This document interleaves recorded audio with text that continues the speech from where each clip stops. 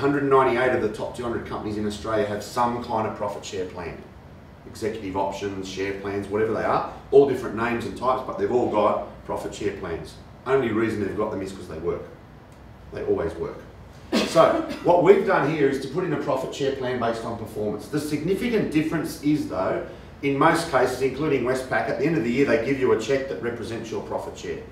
What we do that's different is we retain that capital or that equity to allow people to buy shares in the company. So rather than just giving them a cheque, we actually set up a fund where the money goes into a fund and allows people to buy shares in the company to fund the succession plan. So it's an internally funded mechanism. It's also based around employee retention, because once we set that up, we have employees sign up to a retention plan, which means they're not going to go anywhere for 5 to 7 years. There's a penalty in the plan if they leave early. So if they leave in year 1, they lose up to 80% of the value of the plan that we've put together. That's done on purpose. We tell them about it. They know it's there. It's a trade-off for the fact that we're setting up a funding mechanism for them to buy in. So it's got an internal retention ability, and it always delivers improved performance and increased value. We've got a client I met just the other day again to get a review. He's had one of these funds in place now for 4 years. His sick days are down by more than 80%. So a dramatic increase in performance that you can calculate in that particular business. Structurally, it looks like this. At the top of the slide here, we've got the existing structure. It doesn't matter what that actually looks like. Whether it's a company or a trust or a partnership, we don't touch that. We leave that exactly as it is. Underneath or next to that, we sit in place a peak performance trust. We agree an amount for extra profits. So we're not giving all our profits away. What we're doing is saying, once we get to a benchmark level, and that's why we do part of the financial analysis, if we assume this company's going to make $500,000 next year, anything over and above $500,000 we're happy to share with the employees. The first $500,000 stays where it is. It goes back to our existing shareholders. Anything over and above that $500,000 we're going to share with our employees. And we work out the percentage and the conditions for that depending on the time frame and the situation with the client. We then use those dollars, because actual money comes down from the company into the trust, to buy shares in the company. So we're actually ending up with the trust buying shares in the company. Now the important part about that is we then invite some key employees to come into the trust. We put them under that retention clause that I spoke about. What that means is these, in this case there's 6 people in here, these employees now have, through the trust, equity in the company they work for. And this is unusual in Australia. In Europe, it's about 34%. In the States, about 32% of employees have some kind of equity in the company they work for. An option plan, a share plan, whatever. In Australia, it's less than 8%. We're dramatically behind Europe and the States. The other key important, I guess, points about this is 2 things. One, we don't have employees owning shares directly. That's a minefield we don't want to go down the road. I'm still working as an expert witness on a court case for a group of mortgage brokers. Mark Bouris came in, made them an offer to buy the business. There were 5 shareholders. The last 2 were key employees that were offered 5% each. They took the 5%. I think they paid for part of it and got given part of it. Mark Bouris came in with a fairly large offer to buy the whole business. 4 guys agreed, and the last one with 5% didn't want to sell. It got held up in court. It's still held up in court. It's been years now. I don't know whether it's still going or not, but it's still locked up in court. And of course, the first thing that happened is Mark Bouris left ages ago. He's no longer even slightly interested in whatever's going on in that mess. The other thing that's happened is the business is now a mess, because the 4 of them have spent years in court, a lot of money, a lot of time and effort arguing about what's going on here.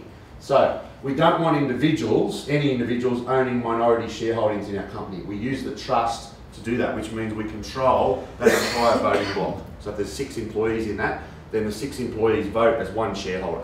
We're not dealing with 6 individual interests. A couple of other important things about this. The amount that comes down here as extra profits to the trust is actually tax deductible to the company. So there's a tax deduction for that amount. It's not income to the employees. So it's much more tax effective for employees than paying them a cash bonus, for example, or a profit share or whatever else you want to call it. Are there any questions about that structure before we move on to the next one? Yep. The peak performance trust set it up by the company, is that later on when the employee buying the shares, is that almost like the vendor finance, a similar situation? Yeah, similar. Yep. It's similar to vendor finance, except we've done it out of extra profits. Yeah. Same sort of thing. So there's no finance, there's no debt to be repaid. We've also got the ability within that trust, we've got employees that are salary sacrificing, We've got real estate guys that are putting additional commissions into that fund to speed it up. We've got a couple of guys that have borrowed extra money on their home loan to speed up the process. But they're all doing it through the trust, so we've got one structure we're dealing with. Much more tax effective, better for asset protection, better for a whole stack of reasons. We then move on to some of the non-financial issues. So we've talked about the financial structure and the employee share plan. It's important to realise that while all that's going on, there's a whole stack of non-financial things happening as well. And the first one is simply a transition issue. In any business where we've got people coming in, whether they're partners, CEOs, shareholders, coming into the business, they're increasing their involvement. Now that involvement is probably workload, responsibility, probably risk. They might now be involved in guarantees or loans. They might be a director of the company. Certainly they're probably financially committed now. If they've got some kind of share plan happening, they're involved in the company. At exactly the same time, we've got completely the opposite happening. Hopefully we've got someone gradually exiting, reducing their involvement, reducing their financial dependence, reducing their risk, etc. What happens when that occurs is a gap. We get this gap in the middle, and that takes us back to McDonald's. We solve that gap with strategy and process. It's really about strategy to have systems and process throughout the business. So before we do the succession plan, we put someone in the business to work with them for 6, 8, 10, 12 months to get some systems and process in place so that when we have a transition, it's not a mess. There are a lot of companies where you'll see as they have a succession of CEO, there's always a problem. Their share price will go down if they're publicly listed.